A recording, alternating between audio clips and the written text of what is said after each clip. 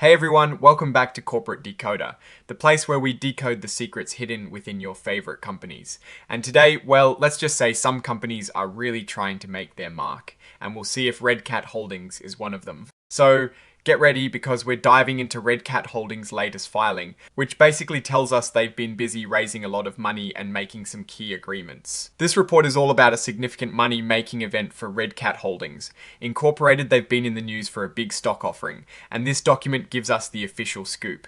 Think of it as the company saying, here is exactly what happened and why. This is what is called a Form 8K. It is like a special announcement for urgent company news that investors need to know about right away. And for Red Cat Holdings Incorporated, the big news is about an agreement to sell a whole bunch of their stock. The main story here is something called the Northland Offering.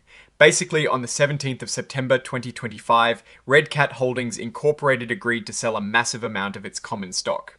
They worked with a company called Northland Securities Incorporated, who acted as the main seller or underwriter for this deal. Let's talk numbers. They plan to sell over 15 million shares of their stock at a price of $9.6 per S-share. But that is not all. They also gave the underwriters an option to buy even more shares, another 2.3 million shares, which they ended up exercising in full.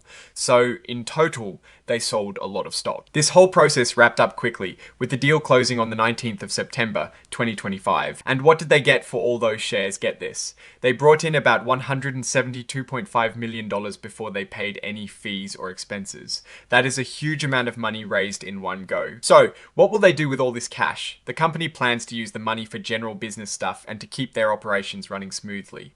This includes everyday expenses and also investing in their new division that makes unmanned surface vessels. That is a fancy way of saying they are building this electric boat that can drive itself for defense or other applications. Now, for a bit of insider info, the people running the company, its officers and directors, have agreed not to sell their own stock for a certain period after this offering.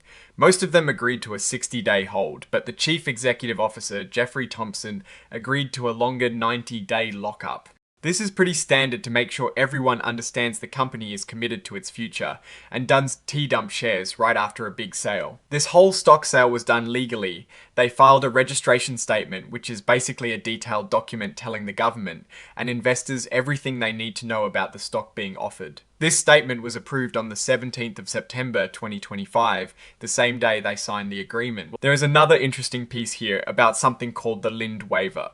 It seems Red Cat Holdings Incorporated had some agreements with a company called Lind Global Asset Management concerning convertible notes and warrants, which are essentially ways to borrow money or options to buy stock later. To make sure this stock offering went smoothly, Lind waived some of its rights under these previous agreements until the 26th of September 2025. This was important because if Lind had enforced certain rights during the offering, it could have complicated things for Red Cat Holdings. To keep everyone informed, the company also put out press releases on the 17th of September, the 18th of September, and the 19th of September. These were to announce the start, the price, and the final closing of the stock offering. You can find copies of these announcements attached to this report as exhibits. And if you are really curious about the gritty details of the deal, the actual underwriting agreement itself is included as Exhibit 1.1.